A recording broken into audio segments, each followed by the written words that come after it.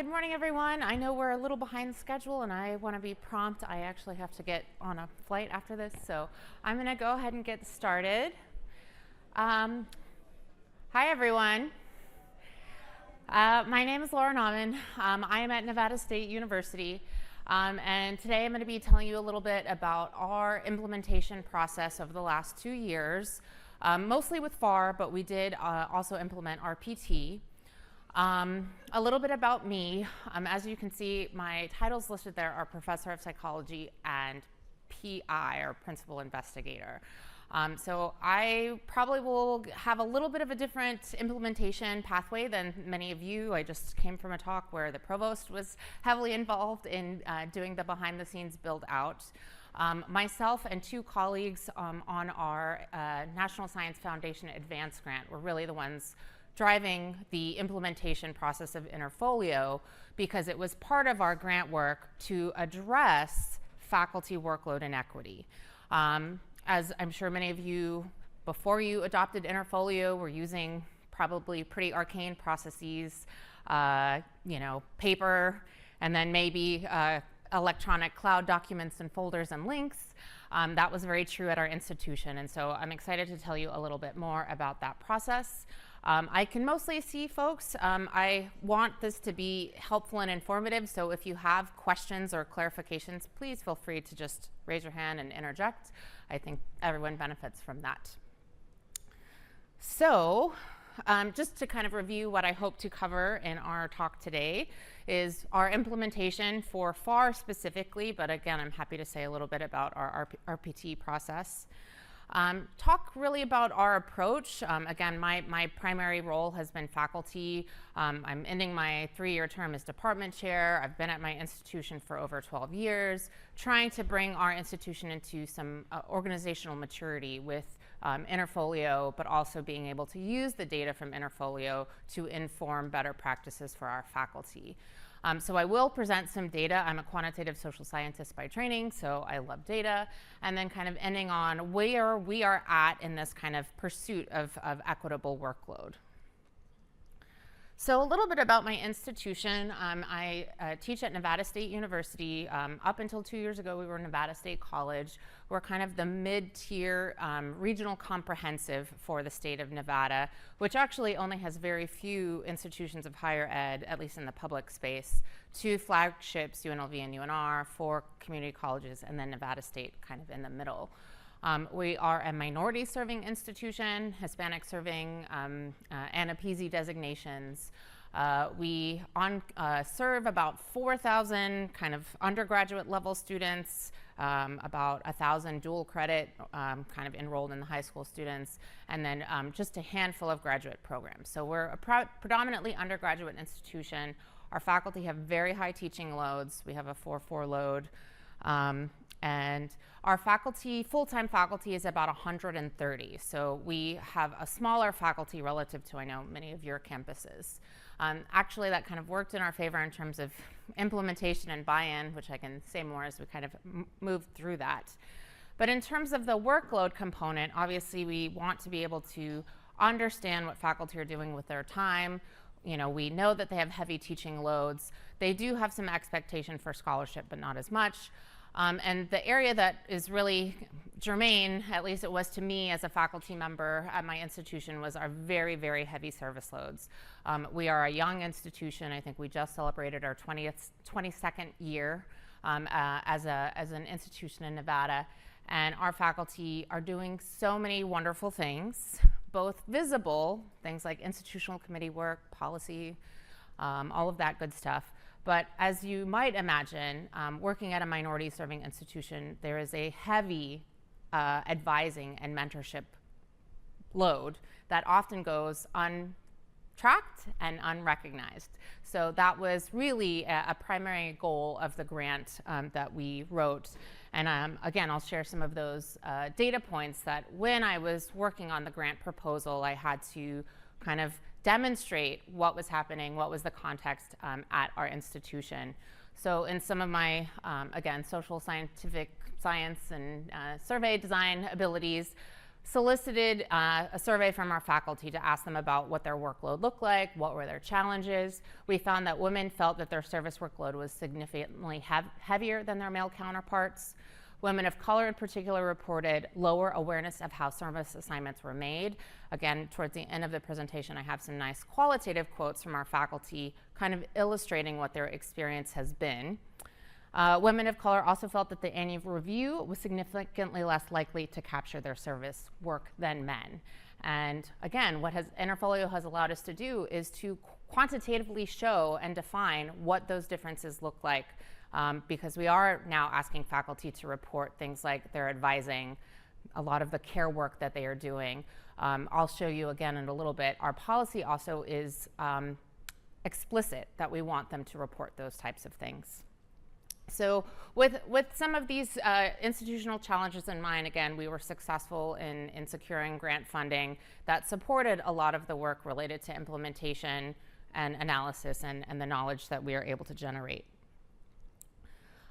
So in the date doesn't show up, but in spring of 2023, we did formally adopt Interfolio, spent the most of spring that term really building out FAR.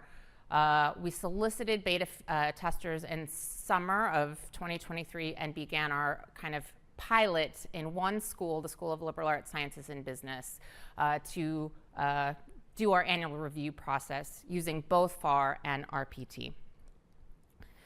So if anyone has been part of that implementation and build-out process, you know that there is a lot going on behind the scenes. I want to give a major credit to our data management and institutional effectiveness teams. We have an amazing data administrator who is a whiz at all the tables and SQL and Python and all of those things. So we were able to get all of the data from our Workday systems, from Evaluation Kit, where we have course evals, all piped into Interfolio so that we would be able to pipe some of that information back to faculty. As a teaching institution, we really wanted to be able to limit or reduce the faculty workload in terms of having to enter their coursework, the average mean that they got, the grade distributions that they got.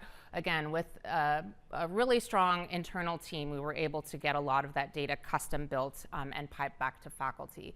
We haven't taken advantage of other kind of piping in. We don't have a centralized place to collect committee participation in things. That would certainly be amazing, but we hope to kind of pursue some of those other opportunities to use institutional data to limit what faculty have to enter.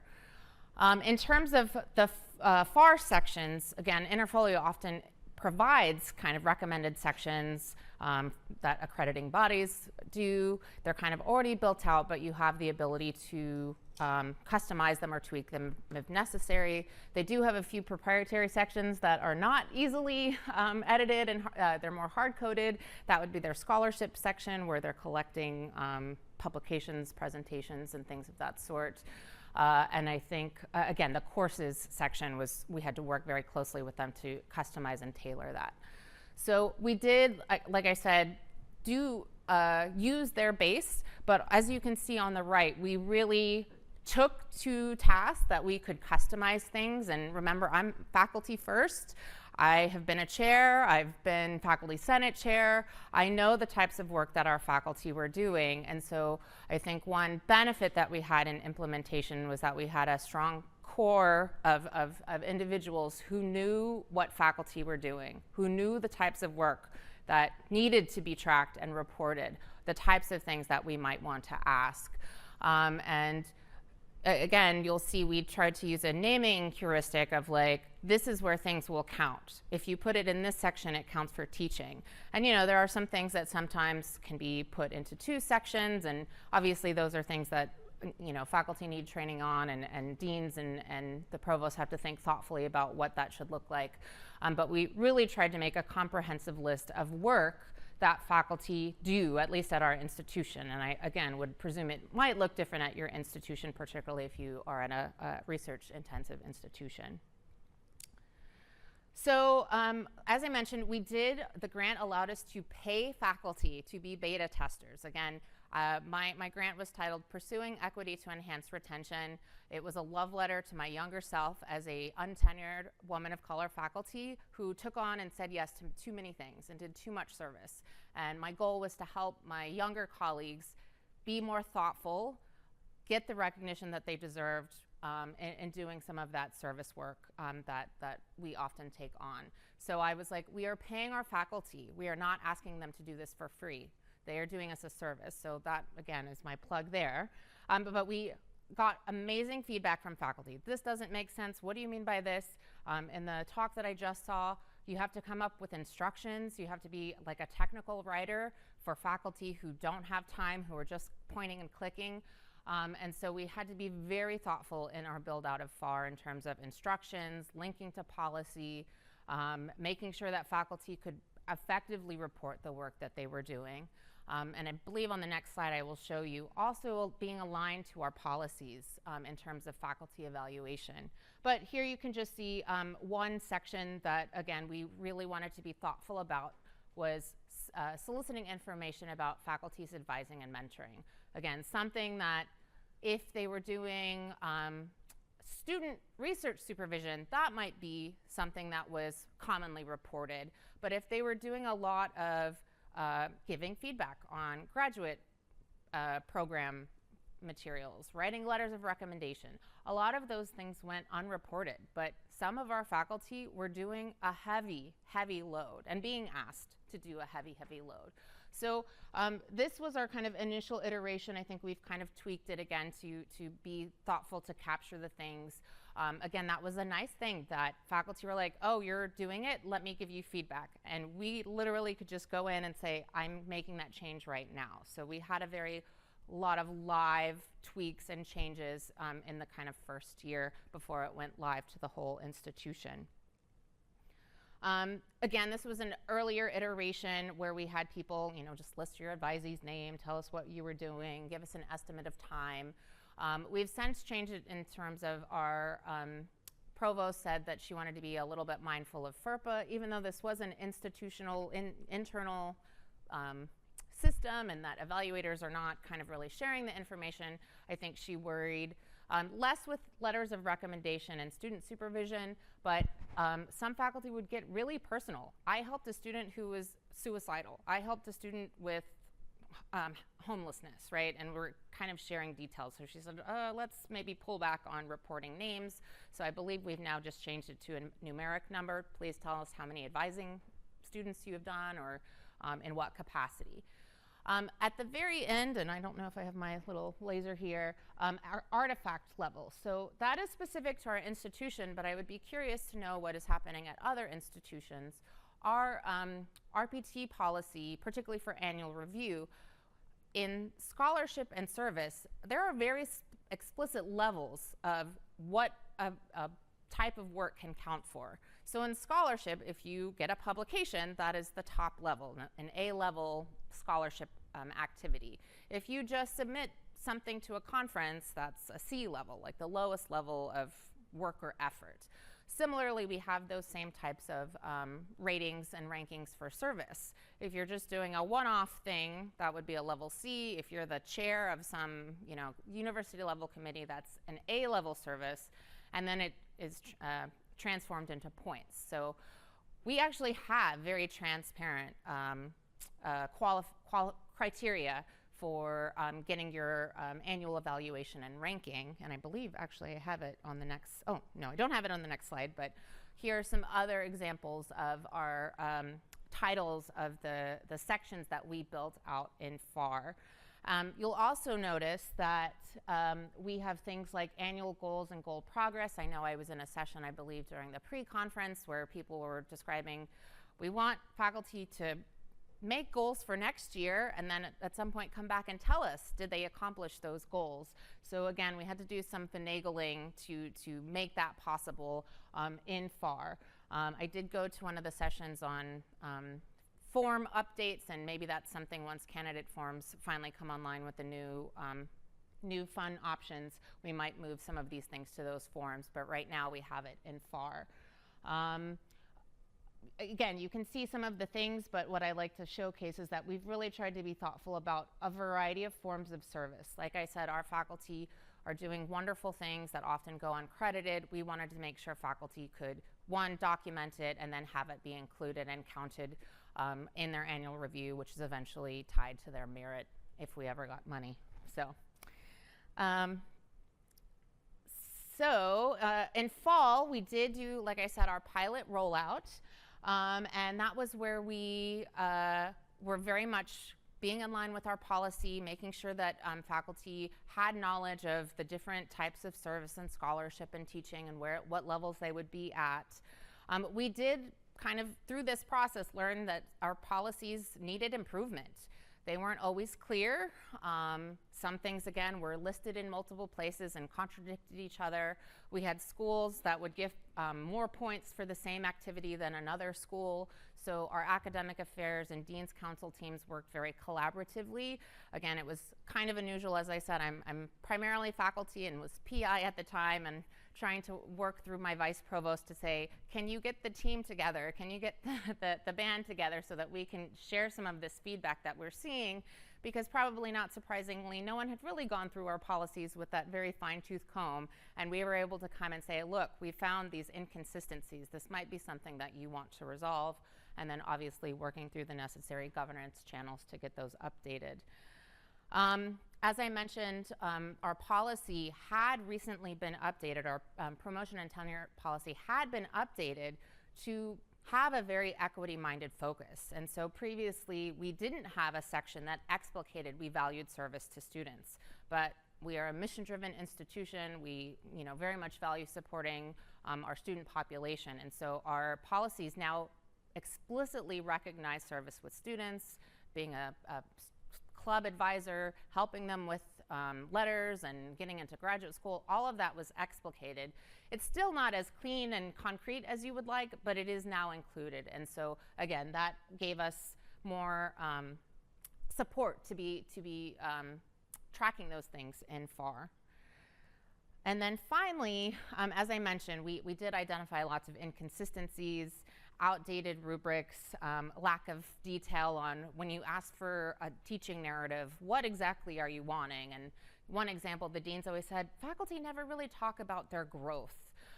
They just, and I was like, well, your prompt doesn't say anything about growth. So, at my institution, we talk a lot about revealing the hidden curriculum to students. We have a lot of first-generation students who are the first in their families to go to college. I was like, sometimes you have to treat faculty like students. They don't know unless you are explicit with them. So we really, again, through the grant, we're able to improve on some of those processes beyond Interfolio.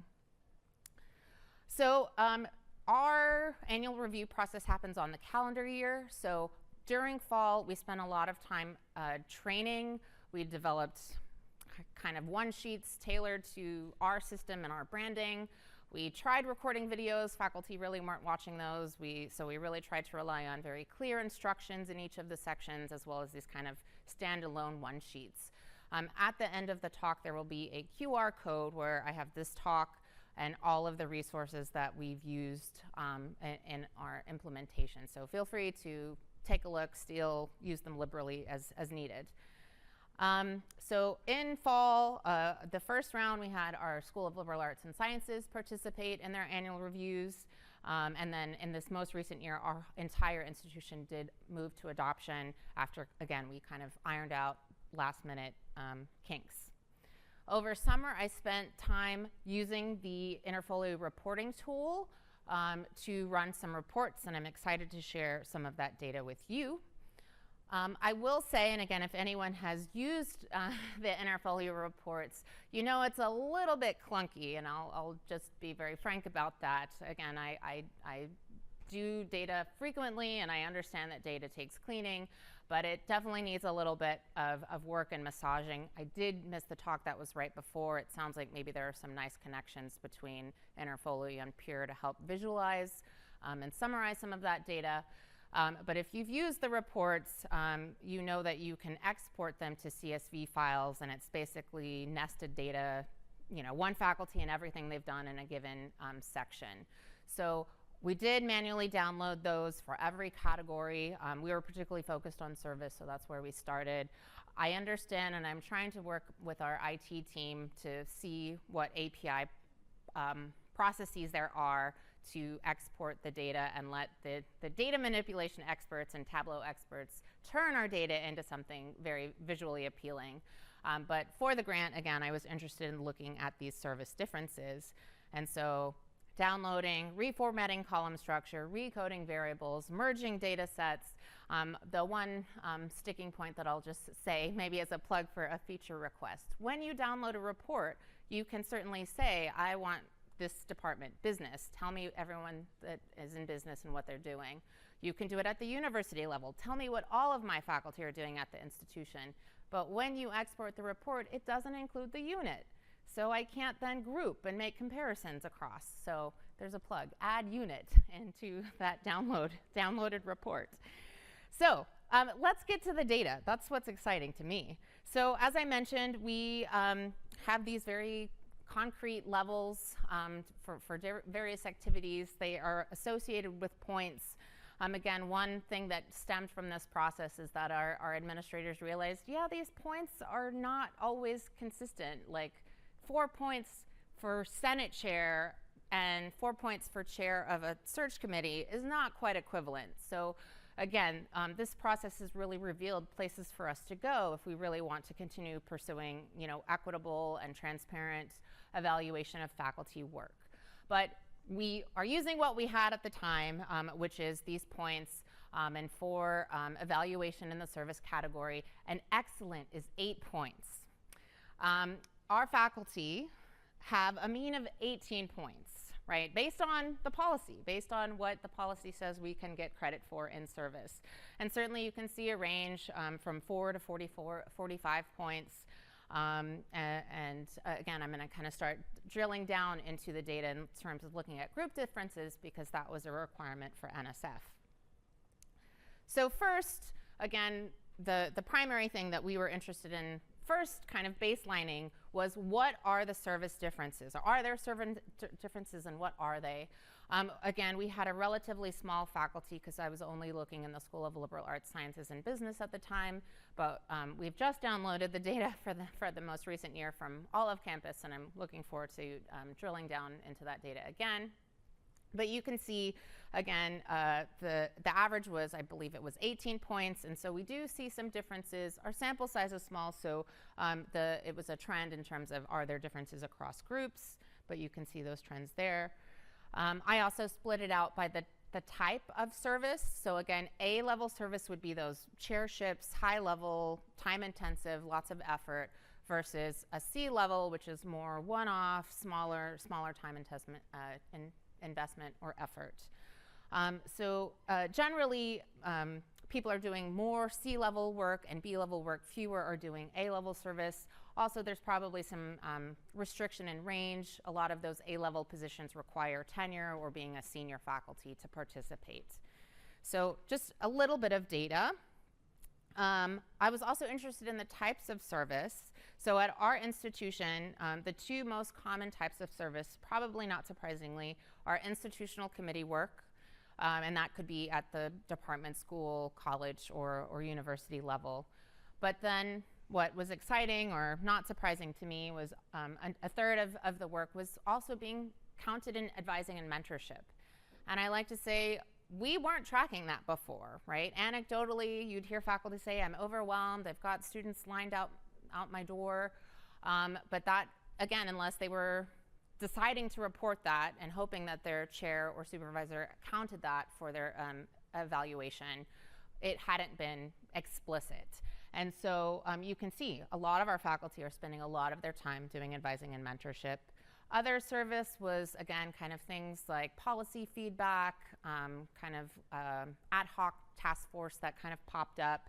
Our faculty, again, if they were doing like professional development talks that were not scholarship, that could be considered service. Guest lectures, a student inviting faculty to give talks to their clubs, that's that type of service. So this is the kind of graph that I really found very impactful, because this is now showing you in the different types of service who or which groups are doing those types of service the most. And so again, on the institutional committee work, we see that our white male faculty are reporting the highest numbers. Again, I'm unable to tell you if it's something that they are asked more or volunteer more, but we do know, at least from reporting from FAR, what faculty are inputting into the system. We see that initial difference, although I don't think that particular pairwise comparison was significant. We do also see significant differences in advising and mentoring. And this does reflect what is known in the literature in terms of we have women of color doing considerably more, or of the service points that they reported, more advising and mentoring relative to the other gender and racial groups. And again, everyone is doing a lot of service, so I'm not trying to diminish anyone's contributions to the university. It's just in what types of ways. And so again, at the end, when you see the QR code, I'm going to link to, or I have linked to, amazing work by Carrie Ann O'Mara. She used to be at the University of Maryland. I think she's taken a provost position at Columbia. But she and her colleagues have done such impactful work in the area of equity-minded faculty workload. They have a American Council on Education kind of white paper and workbook, associated workbook, that tells you if you want to tackle this, here are very concrete things that you can do to tackle it. And so their first kind of foundational point is transparency of what faculty are doing. And so Interfolio has the ability to do that, or FAR, and any system that is collecting and tracking faculty work can then be used to turn that around, to share that with faculty, to share that with chairs and deans and academic leadership, to know what is happening. And so again, none of this data was particularly surprising to me. When we presented to faculty, they kind of were like, yeah, this doesn't surprise us. And then they were relying on us to convince our administrators, hey, we need to be more thoughtful and proactive about kind of beginning to address some of these things. And so again, I'm looking forward to sharing some of those examples of what we did. So again, after we did the data analysis in summer, I believe this was the second year of our grant, we really wanted to be able to say and come back and say, thank you for engaging with us on this journey of implementing Interfolio. And again, our faculty, it's like change management. It's the same challenges that you had in getting the faculty buy-in. But we wanted to try to come back to them and show them, this is what we're trying to do. Change is slow, but let us, involve you in that process. So we began that in the following fall. And again, as I mentioned, these are the two workbooks. Again, they'll be linked at the end, that I highly recommend for any academic affairs leadership to familiarize themselves with. It has been pivotal and central. All of my work I credit to Carrie Ann O'Mara and her colleagues. But they are very clear, and if this is an issue, here's a possible solution. But at all points, that transparency of what faculty are doing is at the foundation. So using these things, we did a few things with our leadership and then with our faculty and their departments.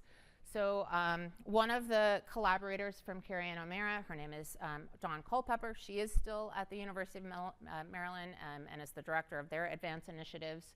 She came to our institution to lead dean and chair training, bringing things from her workbook and engaging the chairs that really have the most direct impact on faculty in terms of teaching and service assignments, right? I'm chair, I understand it. Those calls come in, you kind of were like, who's doing stuff? Oh, you're here, let me have you do it. So she was really trying to help chairs think about what that means in terms of a new service assignment comes in. How do you approach filling it? Do you just pick the person whose door is open, pick the person who always says yes, base it on who needs service? So we engaged in those conversations, and again, I think my colleagues found that particularly helpful. And then once the semester started again, so that was in summer, and once the semester started again, we went to each department, bringing their data. This is what faculty in your department are doing, broken out by rank, lecturers, assistant professors, tenured professors. Where are the distributions? What are your thoughts? What can be done to improve workload? So again, the information that our faculty were sharing with us was not new. We've all experienced those things. But as part of the grant, we had external evaluators who were able to solicit kind of perception data from our faculty in terms of their workload perceptions. So here you can see my teaching feels heavier. That's kind of a middle response in green. So everyone is like, we're all teaching a lot, so not a lot of differences there. My service workload feels heavier compared to my colleagues. That was higher. So again, indicating kind of dissatisfaction. Sorry, that's not the correct way. That yes, they agree with that statement. And then the final thing, my workload allows sufficient time for me to conduct scholarship. Most faculty were like, no, it does not. I am not happy with that. You can also see kind of perceptions of their chair in terms of, and their department. Do they feel like everyone's in it together, or are some people kind of only out for themselves? And do they feel like they are being recognized? So this was across all faculty, I think about 50, we had an N of 55. And so we shared this with faculty. This is what's happening in the school, and then it's not visible, but next to it there would be, oh yes, I do have it. So in a specific department, we would say, here's where you compare to everyone else at the school, but from your department. And you can see here, humanities, they were not happy with their chair, as you can see in red. Lots of things that they did not feel were happening in their department. And so we were, again, hoping to help develop our chairs to be thoughtful about what their faculty were saying about transparency in service assignments and teaching assignments. So using the principles and concepts that Omera and her colleagues put forward, we shared this back with faculty and asked them to be thoughtful and reflect on whether these principles were happening in their own department, or in some instances were they happening within the school and the institution. And so one thing that Omera and colleagues didn't do, but we tried to do ourselves, oh my goodness, sorry, back, was to kind of understand, at least at our institution, who kind of has the sphere of influence over these various elements. Sometimes it's the chair. Again, it might look different at your own institution. But you know, things like how much is expected of faculty? Well, that's really our standards. And while faculty have the ability to provide feedback on them, they are ultimately approved by our provost, and if they were going to be changed, we'd have to get their buy-in. So some of these components in white, we felt like that's really a school or a dean or a provost level that, again, we'll share with them. But we were trying to focus on things in blue, the transparency to know what faculty are doing in teaching and service, how that workload is assigned, and what are the norms in that department or in that unit. And so, again, this sheet I've linked from our link tree that you can access. And so we just, again, a quick gut feeling from faculty. Do you think this is happening? Yes, no, maybe. And then we fostered those discussions during those meetings where we shared out the data. And just to share some examples from our external evaluator survey to illustrate, you know, kind of when it's not happening. So in the bottom are the quotes, right? So the scheduling process lacks any transparency. Scheduling often comes off as random or preferential. In service distribution is done on an ad hoc basis, so it's difficult to gauge the distribution and track who is doing what. And so again, if you read that Omera work, again, for each challenge or issue, they kind of give you associated possible solutions. And so for them, again, the first foundational component is that workload dashboard that allows faculty to see in an anonymous manner, right? You're not saying, hey, this is what Bill is doing and that's what Jane is doing. But in your department, here's the averages or the aggregates of these various types of service loads. For example, in teaching, some units have much lower enrollment in their courses, partially because they have fewer majors, they're not part of the core curriculum, versus faculty teaching the intro math, the intro English. They have tons of students, and so there's also imbalances there. So we're trying to make that transparent as the first step, and then the second step is the actual assignment. How are people selected? I don't always want to have to teach this class. Why does the senior faculty member only get their niche boutique course, right? So trying to foster these conversations so that faculty feel more involved in the process. From psychology, would say procedural justice in those decisions. In terms of clarity and consequences, we have non-tenure track faculty that are titled lecturers. Some are 9-month and some are 12-month. Again, unclear why we have those differences. But a lot of our colleagues who are in those 12-month lecturer positions are unclear about what their roles and expectations are, and they often are taking on a lot more service because they don't have scholarship expectations. But I think that's a function of just our institution, not because that is the expectation. So that would be, again, an example of we would want to try to address the clarity and consequences by being very explicit in what is expected at each level.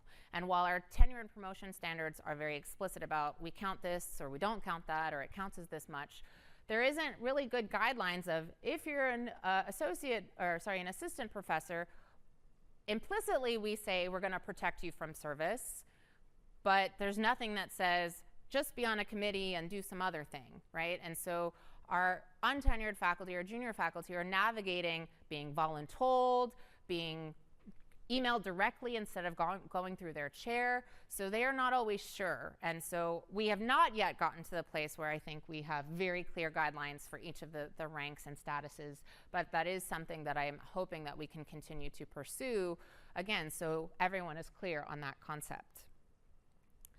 In terms of process, right, so do they understand how workload is assigned? This is, again, another thing we're really trying to tackle initially at the department level, but with support from our deans to empower the chairs and the faculty to have this type of transparency. But we had a faculty say, there are committees I'd like to serve on, but there is never a call for applications or invitations to join those committees. They just seem to be magically populated. Again, O'Meara and colleagues call it the hallway ask. Who's open? Whose door is open? Who always says yes? Who does a good job that gets to be asked on all of those things and probably doesn't have the time to do it? So, you know, there's no transparency on processes or opportunities related to service, leadership, teaching, observations. Again, these were faculty who felt comfortable to share this information because we used an external evaluator. I had no access to this data. You know, again, it does not surprise me, but I was thankful for the honesty in their comments. And so again, one recommendation from O'Meara and colleagues is service audits or teaching audits, where again, you ask faculty, what are the types of classes that you want to be teaching? What are the types of service opportunities you are most interested in? And so I am excited to say that this is something that felt like low-hanging fruit for our dean to do.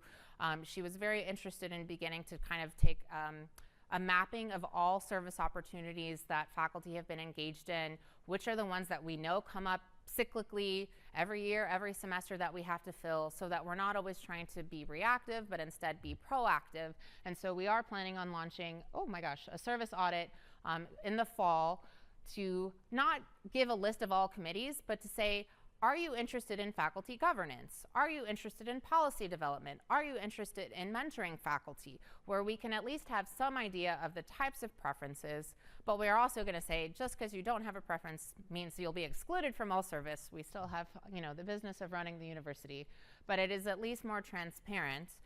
We are also trying to change the climate so that anytime the president or the provost or a dean is kind of creating a task force or something, they have to give very explicit, this is the charge of the task force, this is the anticipated time that you are going to commit, this is what it will count for in your annual review, and this is how we're going to solicit participation so that it is very transparent. Because again, we have some faculty who want to be engaging in more and feel like they're being passed up and overlooked, and no one knows that.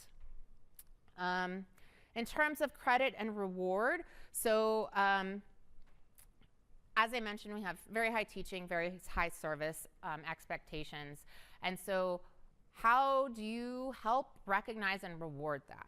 And so you can see here, you know, this was definitely a more seasoned faculty member who says, we've been doing all of these things. At some point, our provost granted initial course releases to new faculty to help them with their teaching preparation. But I started at a time where we just got thrown in the deep end to do a 4-4 straight out of grad school. And so they said, we've been building this college for so long. We would love some recognition with release from service or time or course releases. And so again, Omer and colleagues talk about coming up with policies that can recognize and reward faculty beyond the annual review, ranking. You get an excellent. Everyone gets excellence in service. So again, I appreciate our dean for taking this to heart. There were some other examples. I believe the University of Wisconsin Madison had something called a service sabbatical, where faculty who have been taking on a lot of this work could apply to receive course releases. So she's working on creating a very transparent process about how faculty can become eligible for that. We have not yet started that, but are looking forward to those types of changes, again, to recognize some of this. American and colleagues give other examples like credit banking. Again, if you're at an institution where maybe faculty are doing honors theses or supervising theses and dissertations and things, if you do so many, you then get credits to get out of a class at some point in the future. So they offer some other options as well. And then finally, norms. Some of our chairs think like, oh, well, faculty could just say no. Like, well, if they don't want to do it, they could say no. And hopefully you know that is not always the case, right? Sometimes you're the only one in a program. Again, sometimes you are voluntold. Sometimes people just ask you because you're so good at it, and they're like, I really need you, and you have to be on this committee. And so we really have to be thoughtful about the norms that we are fostering in our units and at the institution. And so again, I have been very thankful to work with the dean and the School of Liberal Arts and Sciences. She's been very open to some of this change and proposed processes and practices. And so she's very much like, tell your faculty if they get a service request directly from someone else in the institution, they have to talk to you about it. They need to inform you about it, because chairs weren't learning about all of these opportunities or these service asks until the annual review, until it came through in FAR. They didn't know about it.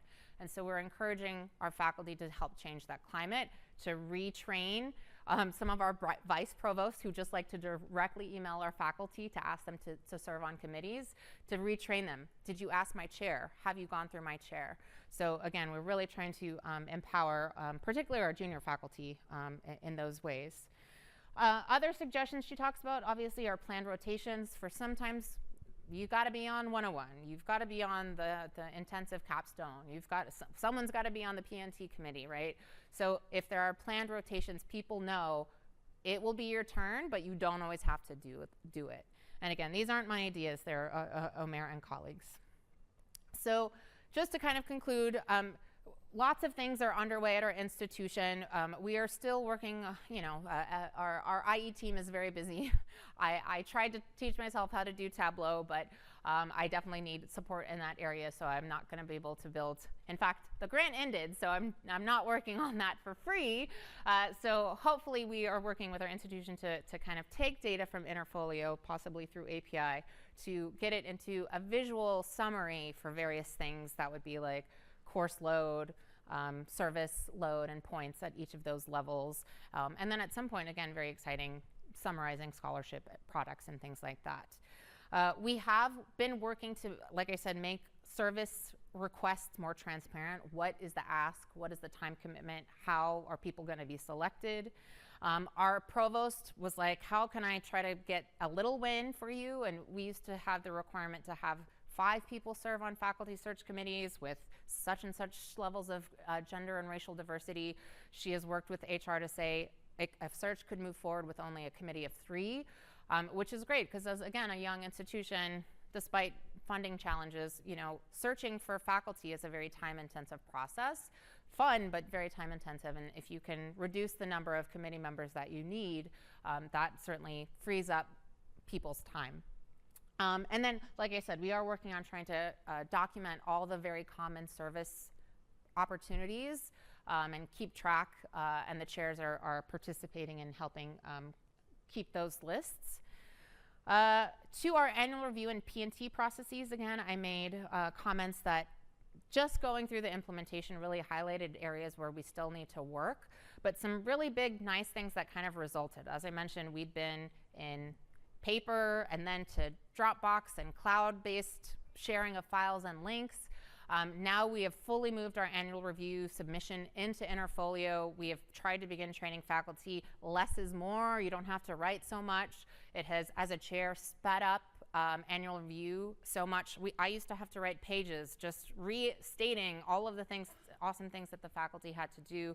And I'm like, go look at their Vita. It's all there. They've told you about it. I concur with their evaluation. So it has really helped reduce time. Obviously, you still had the grumbles of faculty kind of learning the new system, but it has been a net positive. Trying to think, I mentioned the sabbatical, service sabbatical, making sure people are doing service requests through deans and chairs. We're doing service audits, and we're trying to centralize those recognition initiatives. Our dean, for example, was so excited that she could do a report that said, here's how many publications and presentations and things that are happening in my school. She has to do a lot of presentations. She's like, I used to count these by hand through everybody's PDF. So again, still have suggestions for Interfolio, so if anyone from Interfolio would like to hear my recommendations, I will happily share them with you, but generally very, very good tool for the work that we've been doing. I do want to acknowledge my team.